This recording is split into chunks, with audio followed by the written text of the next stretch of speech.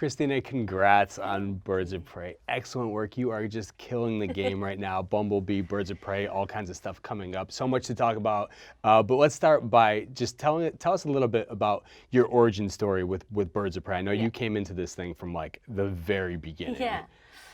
So it was about 4.5 years ago. Margot was in the middle of shooting Suicide Squad. She had gone to the studio herself and pitched the idea of doing a movie with Harley Quinn and the Birds of Prey, which is, as you know, if you know anything about the comics, like a very unusual team up. She just knew she wanted to see Harley with other female characters. She wanted to see a girl gang on screen.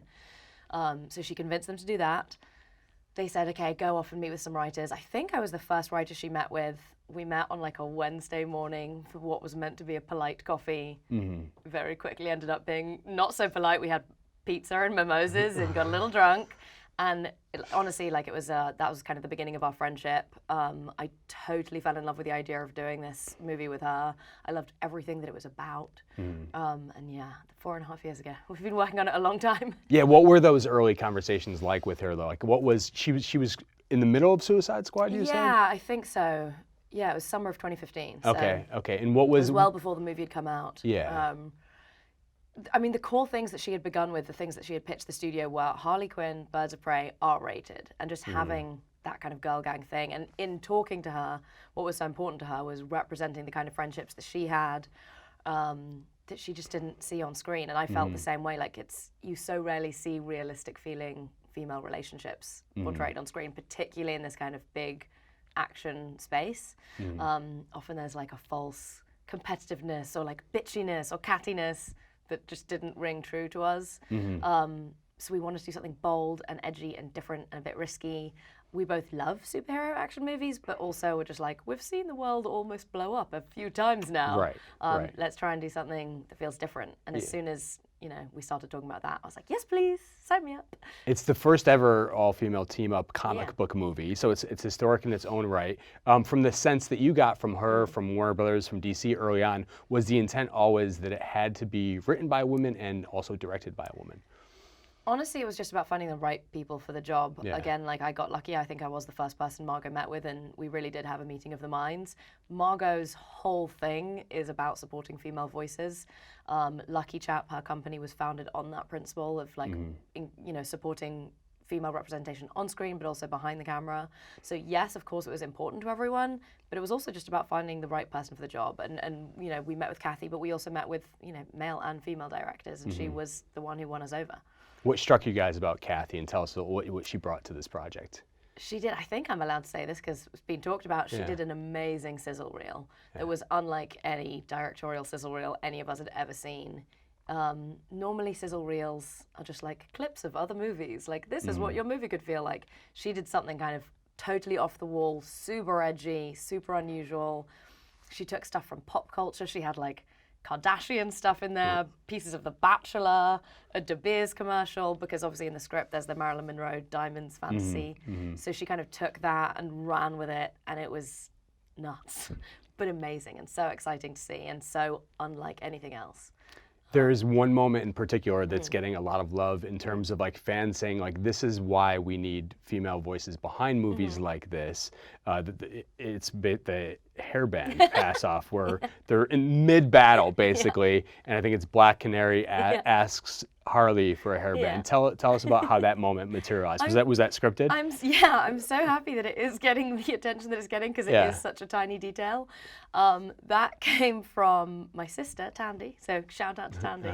We watch a lot of movies together. We always laugh about the fact that like women go into action movies in battle with these long, flowing, perfect locks. Right. When in real life, neither one of us would ever sit down to even eat a meal with our hair down. We would always, like, first thing, take it seriously, tie your hair up and focus on the food. So of course, if you were going into battle, you would put a hair tie in. Originally in the script, it was Huntress, but then of course Huntress ended up with very short hair. And it felt right for Canary, but I'm pleased that people like that moment. It was a fun little sistery detail. Are there other moments in the movie that you think like speak to the same thing? Well, there's a tampon that no one talks about, which I just love as the dumbest throwaway joke ever when she says, check my pocket, and they go to check her pocket, and it's to get the business card, and they put their hand in, and she pulls out a tampon. She tosses it away. It's makes me realism. giggle. You're bringing realism into the comic book genre, essentially. Another thing rare about Birds of Prey, usually, I mean, so often with these comic book movies, there's multiple writers. Whether it's like a writing duo or it's like a by committee approach. Yeah. Oftentimes, there's some rewriting going on. I think Captain Marvel had like 8 or 9 different credited writers. How liberating was it to have sort of that autonomy as the sole credited writer on this? Amazing. I mean, it's such a treat. It is rare, and I feel very, very fortunate. I give a lot of credit to Margot being the best creative partner in the world. They made me a co-producer on the movie. I always felt so supported by the studio and by Margot. And it was amazing to not have to worry about losing your job. Because we got to play, we got to try things out, we got to be experimental. Things always change in production, and to be able to be there day in, day out, I got to be on set all day, every day. It was a dream come true, honestly. And it's why I will keep working with DC forever, if they'll have me. It sounds like they will for at least a couple more, right? Which we have to talk about a little later on. But movies of this scale are always progressing, evolving. I gotta imagine it changed a lot in the course of the 4 or 5 years you were on this. How would you say that the story or the script changed most dramatically over that time? It's really interesting. Obviously, as you say, yes, a lot of things have changed. It was a very iterative process. Margot and I started out because we were working on this a long time before we even had a script, because we would pitch them different things. We did various treatments, but I actually have framed on my wall at home, because it's so nuts looking. When I first kind of tried to pitch this, I knew I wanted to do nonlinear. I knew I wanted to do this weird kind of nutso story. So I got a lot of Post-it notes, a lot of colored masking tape, and like stuck it onto this huge roll of butcher paper. And it looks like I'm an insane person. But looking back at it now... Or you're trying to catch like the Zodiac Killer? Well, one or the other. I do look like a crazy person. It's very like beautiful mind, except not so beautiful. But weirdly, like, it's kind of the same. Like, the heart of it is the same. It's got those same moments of crossover, that same thing where they all collide in the third act. So yeah, lots of things have changed, but the heart and the spirit of Margot and I wanting to do something different has stayed the same. What are some specific story beats that did change? Can you tell us any? Oh, I'm not meant to reveal secrets. Okay. Because I can tell you, one thing I can tell you, because I think Margot's talked about it, is just that Huntress used to be a much bigger piece of it. Okay. Just because we both totally fell in love with that character. Helena Bertinelli's such a cool character. I think of her in many ways as like the female Batman of the DC universe. She's got such a like rich, dark past. She's kind of got this heavy backstory, but is also kind of fun and cool and sexy. Sorry, pardon my language. It's okay. I just get excited about Huntress. So yeah, it used to be more Huntress heavy. The kind of mafia background was more prevalent. That's actually why it ended up staying such a street level thing, is that we always wanted to make sure that our villains, like our heroes, were pretty grounded. But yeah, Huntress kind of dialed down a bit, just because she's so scene stealing, I think, as a character, because you get so invested in that personal revenge story. We by necessity needed to dial it down. Were there other birds that sort of rotated in and out of the story at any point? Maybe. But I'm not allowed to speak about those things. Okay. Only because, I don't know, it all ties into other things that are happening. And yeah. Well, in terms of the sort of film subgenre, I mean, I feel like you hear this a lot with Marvel movies. I don't mean to bring up the competition. The enemy. Not as much maybe with DC movies, but the writers and filmmakers there are always talking about the need to sort of reinvent the comic book movie with every iteration by kind of remixing them with other subgenres that they found.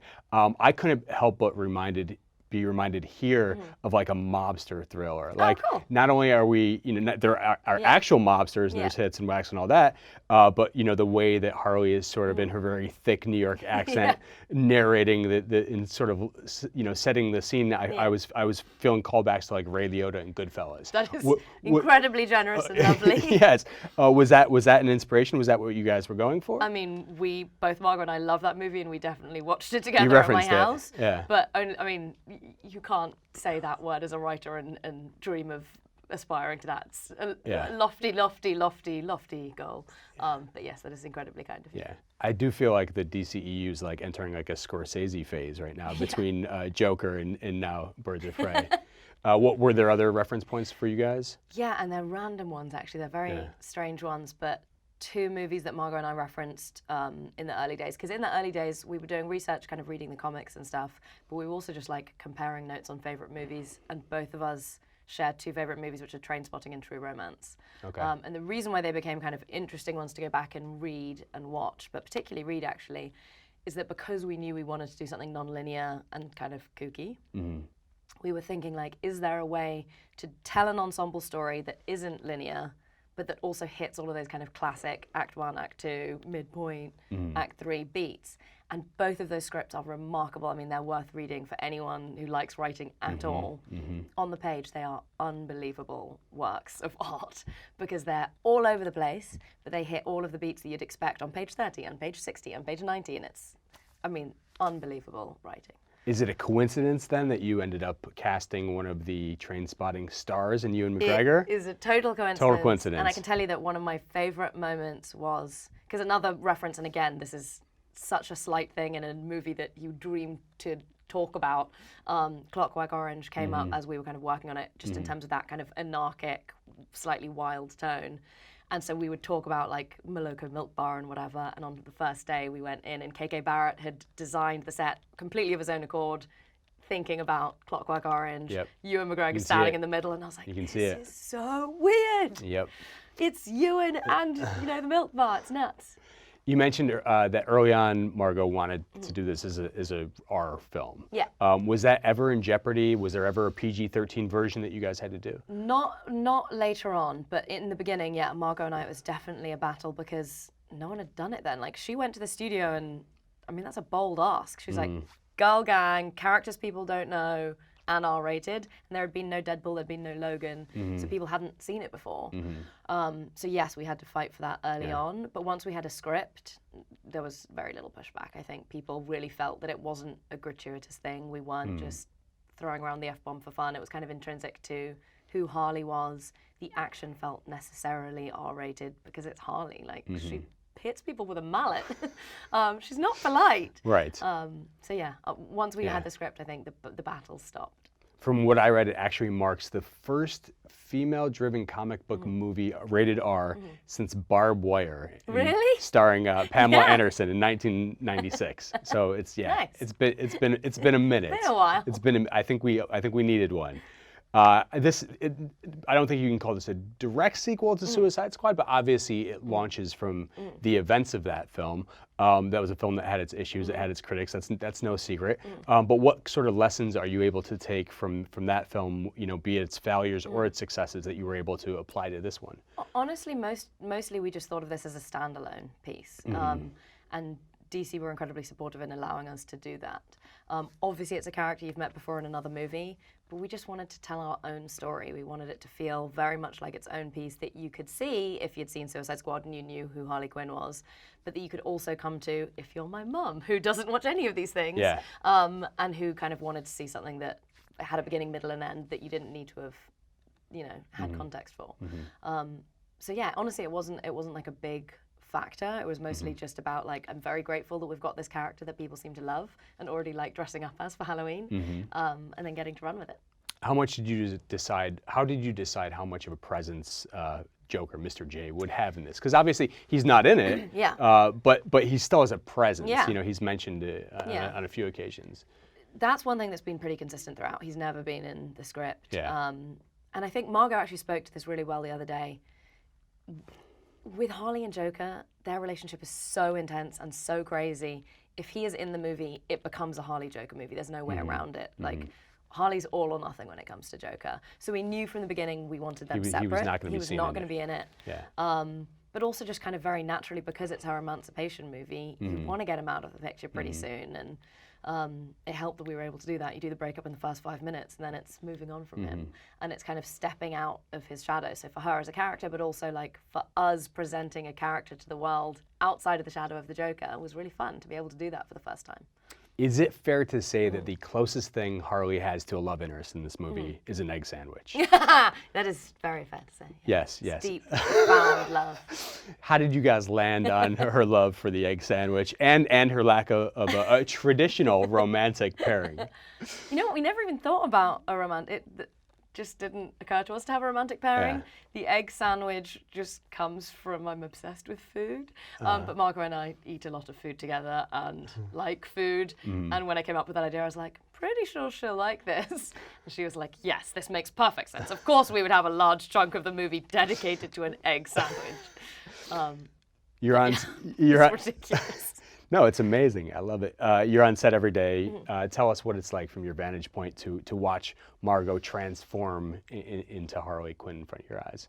Amazing. She is so talented. It's scary. And it's also weird, like, if you know an actor, it's always an awkward thing sometimes watching them act because you're like, I know what you're doing, you're acting, and it feels weird. She, as soon as she puts on the makeup and is, behind the lens, is transformed. Like, she becomes Harley.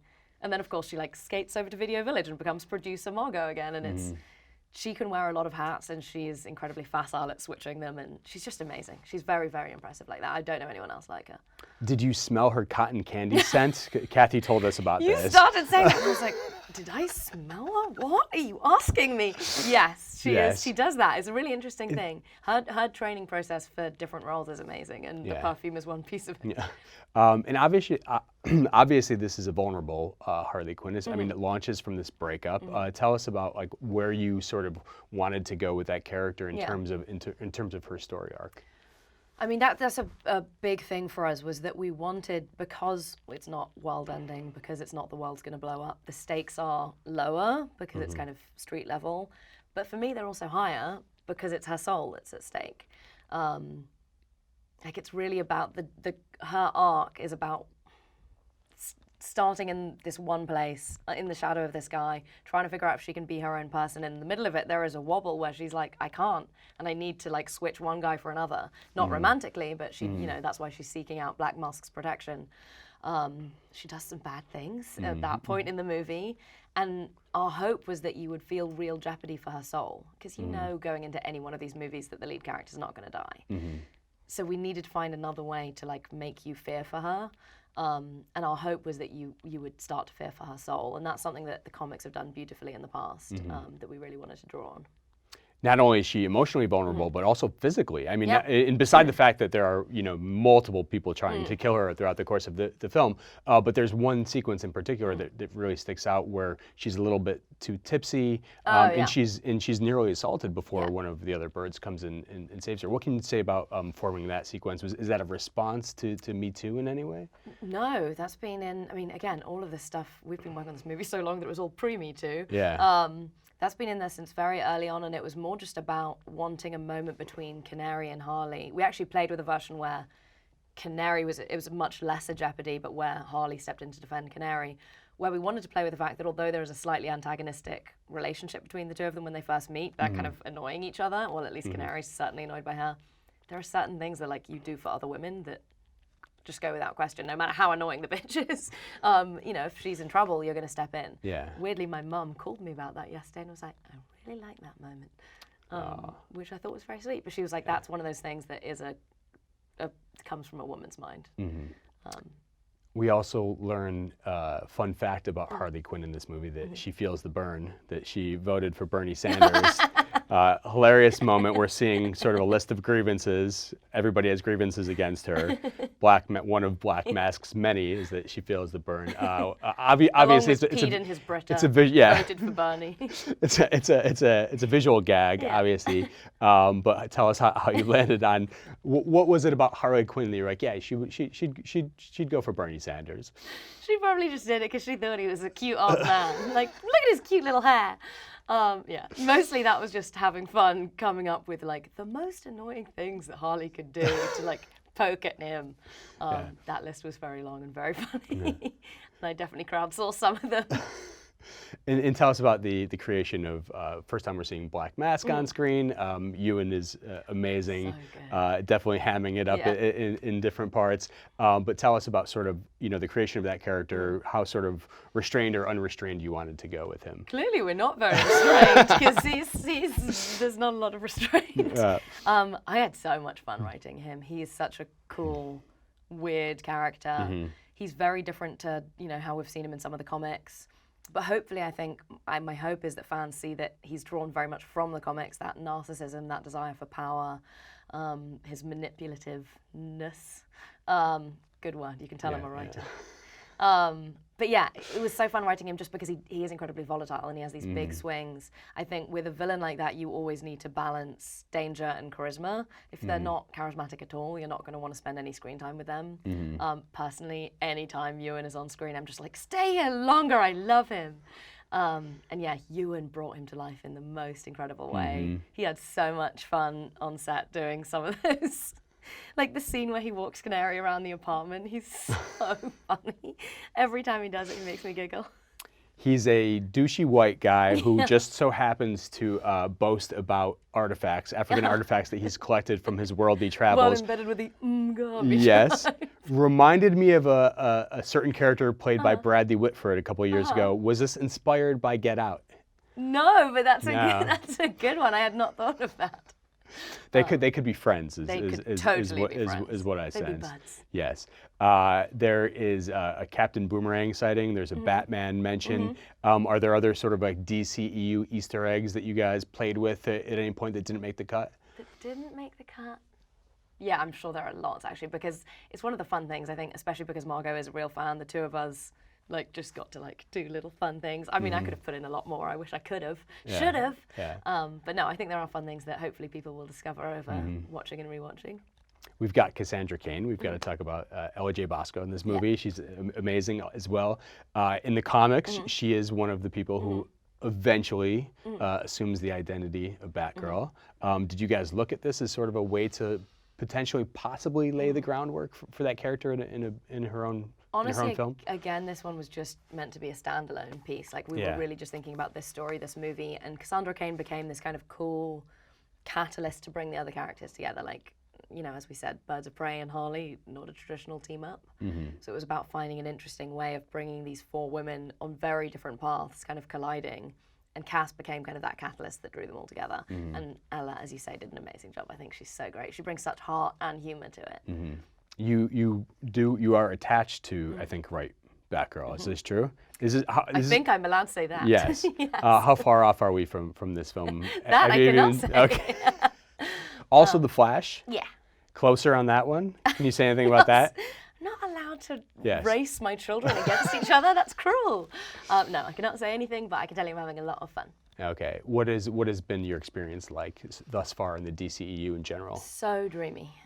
Really, really wonderful. Walter Hamada and Galen Weisman, who, you know, the people I've been working with most closely over there at the studio, are just like, as a writer, it's what you look for your whole career, and that is why I just keep staying. It's a combination of just being really smart, really passionate about the material. They care a lot, and they are fans, and they care about the individual projects and the individual stories as well as the overarching thing. But also just like a good hang. And when you're spending as much time with people as that, especially for suits at a studio, they're awesome. Beyond your work on these films, we got to talk about what you're doing on the side. You're working with John August on a program called Highland, where you guys are basically helping gauge gender representation in scripts. What can you tell us about that? Definitely can't take credit for all of John's work. John's been working on his software Highland for years and years and years. What we did do together that was exciting was, so about 2 years ago when Time's Up was kind of kicking off, I started looking into statistics. Stacey Smith has done some amazing studies and looking at representation on screen, and I was trying to think like, how could a writer have an impact? Because I certainly, as a mixed race female writer, naturally try and put diversity on the page, but there's always more we can be doing and stuff that we're kind of unconscious of. So I thought to myself, instead of doing all these studies after the fact, once the movie's on screen, is there a way of analysing what we're doing before the script even leaves our desk? So I started reaching out to software companies who do screenplay software. John was so fantastic, immediately responded, and immediately was like, yes, I'm actually releasing a new version of Highland in a few weeks. We can incorporate those changes. We can create this tool that allows you to see kind of the gender balance in your script. To see like how many, because often people will think, I've got a fair few female characters, but it's only when you see the breakdown you realize like, oh, those women aren't speaking very much, and every time they speak, they're also asking a question, like, are you telling me that this is because blah, blah, blah? It's just like, dumb question asking lady. And it's shit that you don't really realize until you see it kind of shown back to you. So yeah, John was incredibly responsive, moved so fast, edited the software, then released it and launched it, and was so supportive and just amazing. So yes, and also I'm a huge fan of script notes, so just getting to hang out with John was cool. Same. And so it sounds like it's essentially taking, I want to say the Bechdel. No, I'm getting this wrong. Bechdel. Yes, and he inputted it's essentially a Bechdel test taking as well, that to the next level. Yeah, and then a couple of other screenwriting companies heard about, because John and I then did a script notes episode about it. I then started getting incoming calls about it, so then I worked with a couple of other companies. But it was great, and it's all thanks to John kind of moving so fast and being so reactive. And you're also working on an initiative, I think, alongside Margot to aid female writers. Yes. What can you tell us about that? I can tell you lots of things about that. Yeah. I'm so happy with that, and Margot and I are really proud of it. It's called the Lucky Exports Pitch Program. Again, it came from that time when I was kind of looking into statistics and looking at the representation behind the camera and looking in my own guild, in the Writers Guild, who are wonderful. But if you look at their last report, which I did, amongst working feature writers, the statistics are terrible. There's something like 1,600 working feature writers. Men outnumber women 3 to 1 in that report.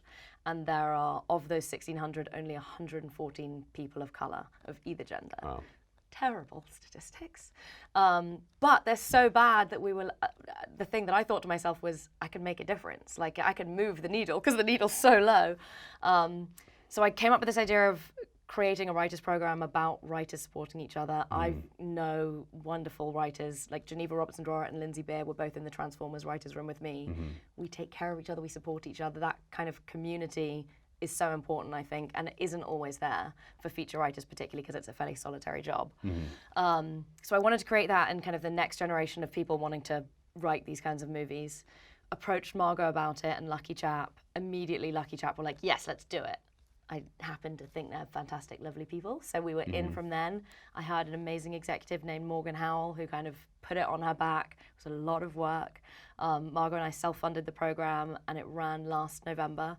And it was 4 weeks with 6 women in a room, going from a kernel of ideas. Sometimes it was just a title or a character or a theme, all the way through to breaking the story, outlining all 3 acts, developing a pitch. We had amazing speakers come in and talk to the women, writers, directors, actors, studio execs. People were so generous with their time. And these 6 women just came up with these amazing movies that we're taking out in a couple of weeks to pitch to the town. Hopefully there'll be bidding wars everywhere. But yeah, it's really about getting these women hired and in the studio system. And in your own work, I mean, between Bumblebee and Birds of Prey, I mean, these were 2 historically male-driven franchises that are now seen through the lenses of women. How much pride do you take in the fact that you are like helping even the playing field in terms of representation? Seem proud and boastful. It's all me. Yes. No, I'm incredibly honored to have any part in it, and it's really exciting because it is something that, again, just came fairly naturally. Like, I wanted to see a woman with a car, because I'm a girl, and so I wanted to see what a 16-year-old girl would look like with a car. For it to happen kind of organically, and just because these were stories that I loved, and then for it to make a difference and be, the first this or the first that, it's amazing. It's a real honor. Awesome. Well, congrats. Much respect. Thank you. Thank you so much for being here. Lovely to meet you. You too. Thank you.